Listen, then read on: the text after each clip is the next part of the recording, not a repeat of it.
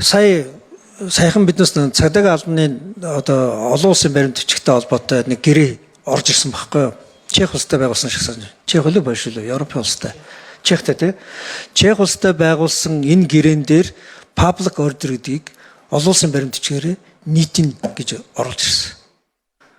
Тэгээ яагаад гээд цаатлын тайлбар дээр бас яг энэ агуулга байсан.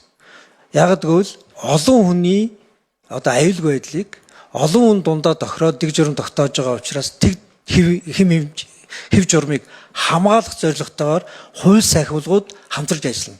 Чехийн тал бүр яг ингэж хэлж байгаа байхгүй. Нийгмийн буюу тогтолцооны буюу улс төрийн дэглэмийг хамгаалах зорилготой хууль сайхвалга хамтарч ажиллахгүй шүү гэж.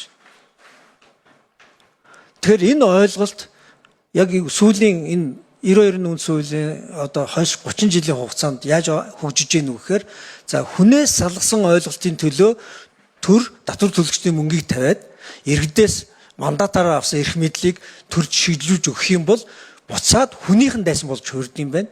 Хүний эрхийн эсрэг үйл явдал болж хувирд юм байна.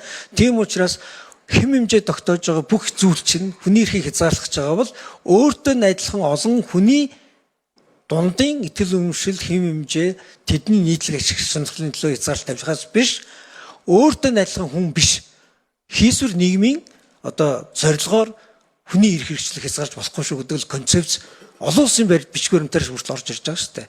Тэгээд ийм учраас бид одоо ер нь бол алдаатай зүйлийг засаад дэвшилттэй үзэл санааг урьдчилуулад явах хэрэгтэй болохоос биш ингээд дахиад механик байдлаар нэр томьёоныхоо дор сүглэж унжвал болохгүй л гэж би хувьдаа харж байна.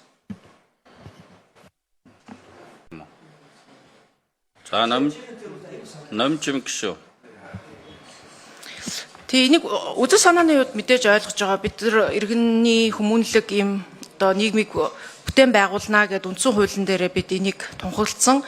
Монгол улс энэ хүний одоо улс төрийн болон эдийн засгийн нийгмийн эрхийн олон улсын пактад нэгдээд орцсон бүхий л одоо энэ нэгдсэн үндэсний байгууллагын хүний эрхтэй холбоотой гэрээнүүдэд нэгдээд орсон. Энэ дээр угаасаа энэ ойлголтууд бол манай Монгол улсад нэгдэж орсон хууль маань энэ чиглэлээр ашиглагдана, хэрэглэгдэнэ гэдэг асуудал нь бол угаасаа манай хуулиудад суудаг. Тэгэхээр яг уу та бүхний нийгмийн нийтийн гэдгийг ойлгохоос илүүтэй бид нар угаасаа олон улсын гэрээ хэлцээрт орцсон энэ утгаар ойлгоно гэдгээ Монгол улс 1992 оноос хойш энийгээ батлан хамгаалтсан одоо тий үзэл баримталтаа хамгаалаа явж байгаа учраас энийг бас нэг зөвхөн үгийн хувьд ийм өөр юм байгаа шүү гэд үндсэн хуулийнхаа үзэл санаа нэгдэн орсон олон улсын гэрээ хэлцээрүүдийн хувьд өөр утга санаа байна гэдэг асуудлыг бас тавьж байгаа нь хэр зохимжтой болоо л гэж бодож байна. Тэгэхээр бид бол үндсэн хууль дээр заасан үгээ одоо тий нэр томьёогоо ашиглаж байгаа.